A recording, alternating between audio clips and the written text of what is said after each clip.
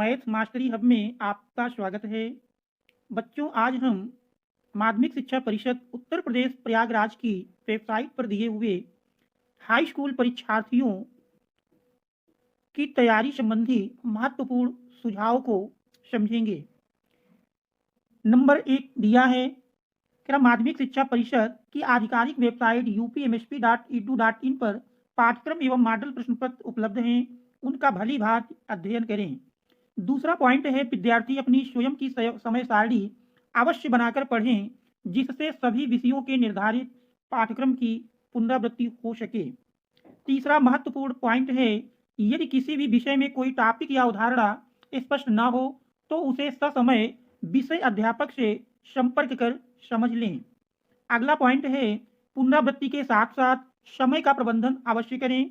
इसके लिए माध्यमिक शिक्षा परिषद की वेबसाइट पर उपलब्ध अपने विषय से संबंधित मॉडल प्रश्न पत्रों को निर्धारित समय में हल करने का प्रयास करें। मॉडल प्रश्न पत्र आपको पहले ही उपलब्ध करा दिए गए हैं।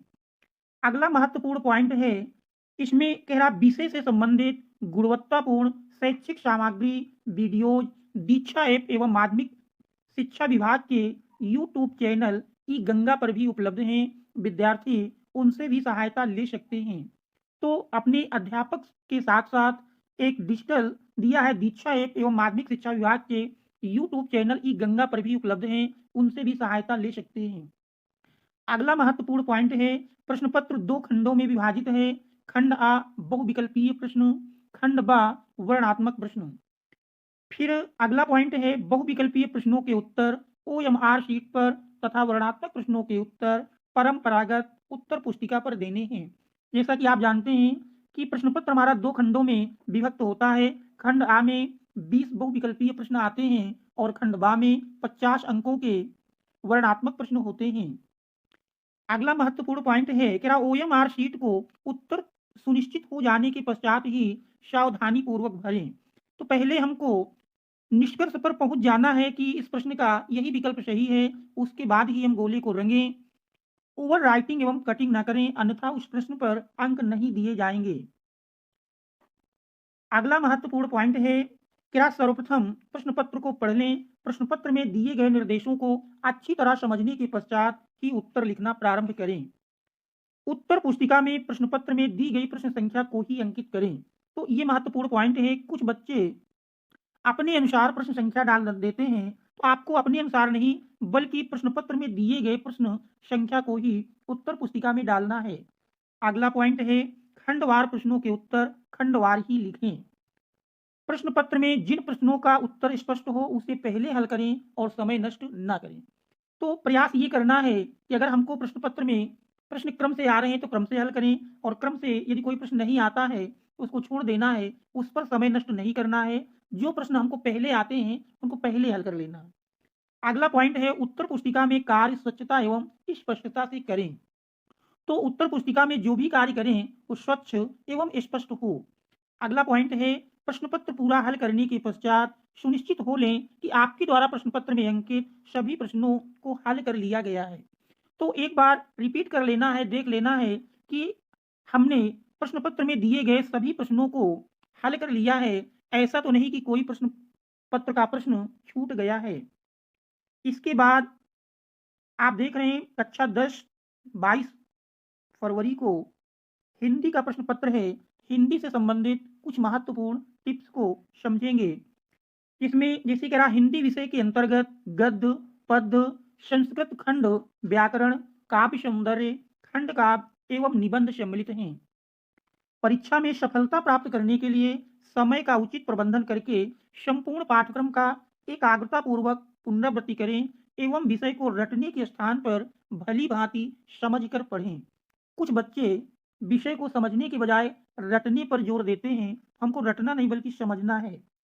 अगला पॉइंट है, निर्धारित काव्य का अध्ययन करते समय कविता में निहित काव्य सौंदर्य के तत्वों जैसे रस छंद अलंकार को रेखांकित करें और परिभाषा एवं उदाहरण का अभ्यास करें। तो काव्य सौंदर्य में आपको रस छंद अलंकार हैं तो उनको रेखांकित कर देना है, परिभाषा एवं उदाहरण का भी अभ्यास करें। अगला पॉइंट है, गद्य के अंतर्गत लेखकों की रचनाओं को पढ़ते समय प्रत्येक अध्याय के मूल भाव को समझें तथा सारांश, उद्देश्य एवं भाषा शैली को अपने शब्दों में लिखने का अभ्यास करें।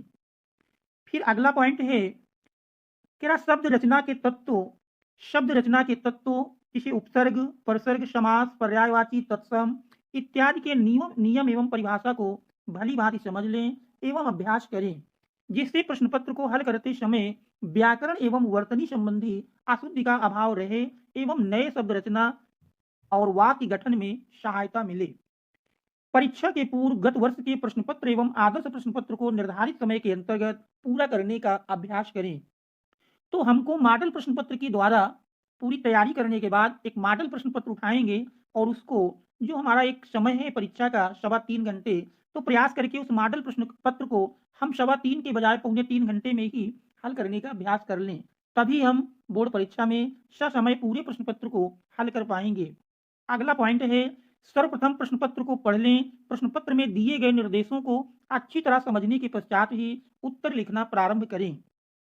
अगला पॉइंट है, वर्णनात्मक प्रश्नों के उत्तर तथ्यपरक एवं स्पष्ट लिखें तथा प्रयास करें कि व्याकरण एवं वर्तनी संबंधी अशुद्धियां न हों। तो पहले भी बताया गया कि प्रश्न पत्र को आप बड़ी सावधानी से स्वच्छ एवं स्पष्ट लिखेंगे और किसी प्रकार की त्रुटि से बचेंगे। उत्तर लिखते समय अंक के अनुरूप शब्द सीमा का ध्यान रहे। ये भी हमारा एक महत्वपूर्ण पॉइंट है। कुछ बच्चे, प्रश्न हमारा 1 अंक का है लेकिन उसको 3 पेज में लिखने का प्रयास करते हैं, क्योंकि उस प्रश्न की तैयारी काफी होती है। तो 1 नंबर का प्रश्न है, उसको 2 पेज, 2.5 पेज, 3 पेज में लिख देते हैं। हमको शब्द सीमा, समय सीमा का ध्यान रहे कि किस प्रश्न में कितना लिखना है। 1 नंबर के प्रश्न में ज्यादा नहीं लिखना है और 4 नंबर का है उसको हम 1 लाइन में लिख के छोड़ दें तो वो भी उचित नहीं होगा। तो प्रश्न के अंक के अनुसार अपना उत्तर देने का प्रयास करेंगे। इसके बाद जैसे मान लीजिए लेखक एवं कवि का जीवन परिचय लिखते समय फ्लो चार्ट का प्रयोग करें। जैसे कबीरदास के बारे में जन्म, स्थान, माता पिता, भाषा शैली, कृतियां, मृत्यु, इसको एक फ्लो चार्ट के माध्यम से दर्शाएंगे तो फिर ये एग्जामिनर को अधिक प्रभावित करेगा। फिर अगला पॉइंट है, पैराग्राफ आधारित प्रश्न को हल करने से पूर्व 1 से अधिक बार अवश्य पढ़ लें और प्रश्न को अच्छी तरह समझकर ही उत्तर लिखना प्रारंभ करें। तो जो भी पैराग्राफ संबंधी प्रश्न हो, पहले हम पैराग्राफ को सही सही समझ करके पढ़ लेंगे और प्रश्न को जब समझ में आ जाए तभी जाके हम उत्तर लिखना प्रारंभ करेंगे। उत्तर लिखते समय व्याकरण के नियमों एवं विराम चिन्हों यथा अल्प विराम, पूर्ण विराम इत्यादि का प्रयोग सावधानी पूर्वक करें। अगला पॉइंट है, निबंध लिखने के लिए चयनित प्रकरण को कुछ प्रमुख बिंदुओं में विभाजित कर लेना चाहिए। जैसे निबंध हम लिख रहे हैं तो निबंध को पहले उचित शीर्षकों के अंतर्गत विभक्त कर लेंगे, जैसे प्रस्तावना, विषय विस्तार, उपसंहार इत्यादि। निबंध लिखते समय विचारों की क्रमबद्धता, भाषा शैली, समय एवं शब्द सीमा का ध्यान अवश्य रखें तथा विषय से इतर भटकाव की तरफ न जाएं। अगला पॉइंट है, क्या संस्कृत खंड पर आधारित अवतरण का संदर्भ सहित हिंदी अनुवाद स्वच्छ, स्पष्ट एवं सुंदर अक्षरों में लिखें। अपने जिले के लिए निर्धारित खंड काव्य के ही प्रश्नों का उत्तर पुस्तिका में दें। ये हमारा महत्वपूर्ण पॉइंट है, क्योंकि प्रश्न पत्र में बहुत सारे खंड काव्य दिए होंगे तो आपके जनपद में जो खंड काव्य चलता है उसी खंड काव्य के उत्तर हमको देना है। जैसे हाई स्कूल में जनपद फतेहपुर में मुक्ति दूत खंड काव्य चलता है तो हमको मुक्ति दूत खंड काव्य पर आधारित प्रश्नों के ही उत्तर देने हैं। इस बात का ध्यान रहे। तो ये महत्वपूर्ण कुछ सुझाव हैं जो बोर्ड परीक्षा के लिए उपयोगी हैं। तो इन सुझावों को ध्यान रखते हुए इसी के अनुरूप हम तैयारी करेंगे और बोर्ड परीक्षा में अच्छे अंकों से परीक्षा को पास करेंगे। Thanks all of you for watching.